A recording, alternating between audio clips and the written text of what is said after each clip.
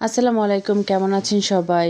আশা করি সবাই ভালো আছেন। আপনাদের ভাইয়া আজকে আমার কাছে মোমো খেতে চেয়েছে। হঠাৎ করে বলতেছে যে, "আজকে ঠান্ডা পড়েছে, আজকে একটু গরম, গরম মোমো বানাও। খেতে ভালো লাগবে।" তো ও কিছু বললে তো সেটা আমি কতক্ষণে খাওয়াবো সে চিন্তায় থাকি। কারণ ও যদি আমাকে কিছু বলে যে আমি এটা খাবো, তখন সেটা না করে দেওয়া পর্যন্ত আমার শান্তি লাগে না। তো যেই কথা সেই কাজ। এখানে আমি ২ কাপ ময়দার সাথে হাফ কাপ কর্নফ্লাওয়ার মিশিয়ে সাথে একটু লবণ দিয়ে এটাকে ভালোভাবে গরম পানি দিয়ে ময়দাটাকে মথে নিয়েছি। আর সামান্য তেল দিয়ে এটাকে আধা ঘন্টার জন্য রেস্টে রাখবো। আর এখানে চিকেনটা আমি রেডি করে নিয়েছি। এখানে আমি আদা রসুন কুচি করে এটাকে সরিষার তেল দিয়ে সুন্দর করে একটুখানি ভাজা ভাজা করে সেই তেলটা আমি এটার মধ্যে দিয়ে দিয়েছি। আরও দিয়েছি পেঁয়াজ কুচি, ধনেপাতা কুচি, কাঁচামরিচ কুচি, গোলমরিচের গুঁড়া, একটু সয়া সস সব কিছু দিয়ে আমি এখানে এটাকে রেডি করে নিয়েছি মোমোর পুরটাকে। তো এখানে আধা ঘন্টা পরে আমি মোমোর পুরটা দেখলাম, ময়দাটা দেখলাম যে কেমন হয়েছে। তো ভাবলাম যে আরেকটু আমি রেখে দেই। তো আধা ঘন্টা পরে যখন এটা হয়ে গেছে তখন আমি আম্মাকে বললাম যে, "তুমি একটু আমাকে হেল্প করো।" যেহেতু আমি ভিডিও করছি। তো আম্মাই আমাকে সবগুলো লেচি বানিয়ে দিয়েছে। ময়দাটাকে আমি সুন্দর করে আবারও এখানে ডলে নিচ্ছি। ডলে নিয়ে এটাকে আমি ছোট, ছোট পিস করে কেটে নিব। তো আম্মাকে বললাম যে, "তুমি ছোট, ছোট পিস করে কেটে নাও।"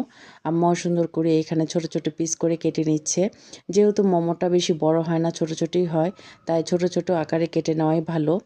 তো এইভাবে আমি প্রত্যেকটা লেচি কেটে নিতে বললাম। আর প্রত্যেকটা লেচিই আম্মা কেটে নিল। কেটে নেওয়ার পরে এখানে একটা একটা করে লেচিগুলো বেলে নেওয়া হচ্ছে। মোমোর লেচিগুলাকে চারিদিকটা পাতলা করতে হয় আর মাঝখানটা একটু মোটা রাখতে হয়। তো সেইভাবে আম্মাকে বুঝিয়ে দেওয়ার পরে ঠিক সেইভাবেই আম্মা আমাকে রুটিগুলো বেলে দিচ্ছে। যাই হোক, এখন এভাবে একটা একটা করে আমি প্রত্যেকটা রুটি বেলে নিব। নেওয়ার পরে আমি একসাথে মোমোগুলাকে বানাবো। এই যে এখানে একটা একটা করে প্রত্যেকটা গোলা বেলে নেওয়া হচ্ছে। আ ২-১ টা একটু বড়, বড় হয়েছে। ওগুলাতে একটু মোটা পরিমাণ চলে গিয়েছিল লেচি। যাই হোক, এটা কোনো ব্যাপার না। যেহেতু ঘরেই খাবো, এটা দোকান না যে একদম পারফেক্ট একই মাপের হতে হবে। একটু বড় ছোট হলে কোনো সমস্যা নাই। তো আম্মা আমাকে খুব সুন্দর করে বেলে দিচ্ছিল। মাঝখানটা একটু মোটা রেখে চারদিকটা পাতলা করতে হয়। তো এভাবে বেলে নেওয়ার পরে আমি এখন মোমোর পুরটা দিয়ে চারিদিকে একটু পানি লাগিয়ে নিচ্ছি। নিয়ে মাঝখানটায় আমি চিকেনের পুরটা দিব।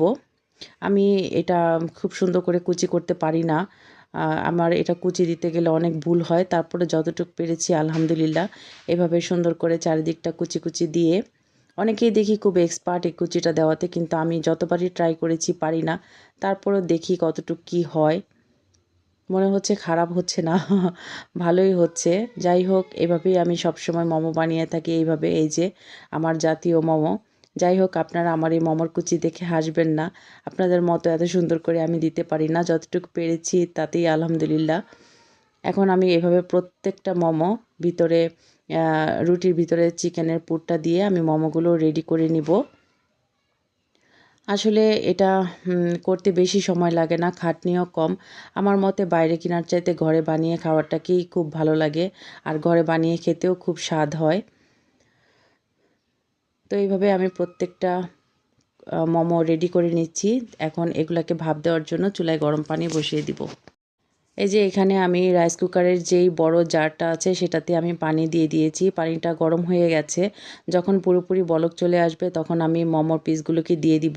এইখানে এটার উপরে যে ছাঁকনিটা থাকে সেটার উপরে আমি একটা জালি দিয়ে নিয়েছি যাতে উঠাতে আমার সুবিধা হয়। এটা অপশনাল, আপনারা চাইলে দিতেও পারেন, নাও দিতে পারেন। আর এদিকে আমার মোমোগুলো বানানো রেডি হয়ে গেছে। কেমন হয়েছে অবশ্যই আপনারা কমেন্টে জানাবেন। আর এটা আমি যতটুকু পেরেছি করেছি। তারপরেও মনে হচ্ছে দেখতে খারাপ হয় নাই। ভালোই হয়েছে। তারপরে আপনারা অবশ্যই আমাকে কমেন্টে জানাবেন আমার মোমোটা আজকে কেমন হলো। এদিকে পানি সম্পূর্ণ বলক চলে এসেছে। এখন আমি মোমোগুলোকে এখানে ভাপে দিয়ে দিব। তো এখন আমি মোমোগুলোকে নিয়ে আসলাম। আম্মাকে বললাম যে, "তুমি একটা, একটা করে সুন্দর করে এখানে সাজিয়ে দাও।" এটাকে একটু ফাঁকা, ফাঁকা রেখে তারপরে মোমোগুলো দিতে হবে। এখানে অনেকগুলো একসাথে না দিয়ে ৮-১০ টা দিলেই হবে সুন্দর করে চারিদিক থেকে ঘুরিয়ে। যখন পানিটা একদম পুরোপুরি বলক চলে আসবে তখন দেওয়াই ভালো, তাহলে ভাপটা খুব সুন্দর আসে। আর এখানে একটা টিপস হচ্ছে, যখন আমরা 5 থেকে 10 মিনিট পরে ঢাকনাটা উঠিয়ে দেখব যেটা রেডি হয়েছে কিনা, সেটা কিভাবে বুঝবো?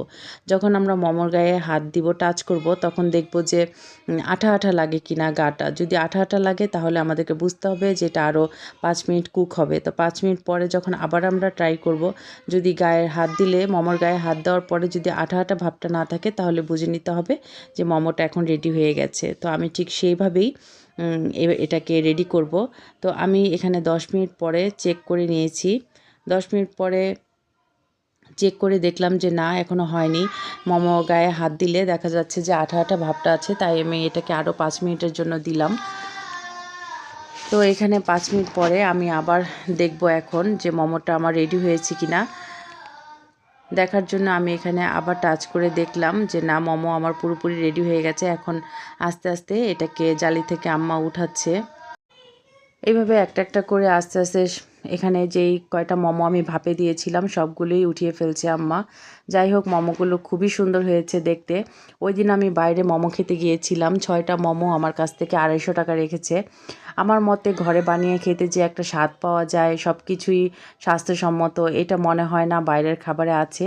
তো এখানে আমি যে ঘরে যে সসটা বানাই তেঁতুলের, সেই সসটা দিয়ে আজকে মোমোটা নুসার বাবাকে খেতে দিব। এই টকটা অসাধারণ হয় খেতে।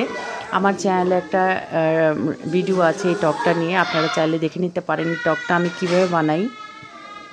আপনারা যদি আমার কাছে এই মোমোর রেসিপিটা চান, আমি কিভাবে চিকেনের পুরটা রেডি করলাম, তাহলে আমি অবশ্যই এটা নিয়ে আরেকটা ভিডিও করব। তো নুসার বাবাকে ডাক দিলাম যে আসো, খেতে আসো, গরম গরম। ও তো দেখে খুবই খুশি হয়েছে। ও আসলে গরম গরম খেতে খুবই পছন্দ করে। তো ও বলার পরে ঠিক 1 থেকে 1.5 ঘন্টার মধ্যেই আমি এটা রেডি করে ওকে সামনে এনে দিলাম।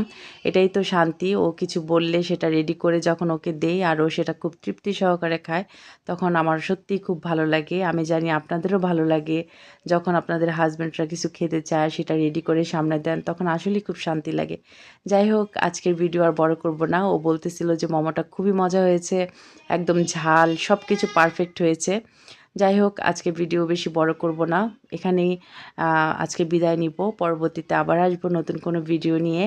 আর আপনারা কে কোথা থেকে আজকে আমার ভিডিওটি দেখলেন অবশ্যই কমেন্টে জানাবেন। আজকের মতো আল্লাহ হাফেজ।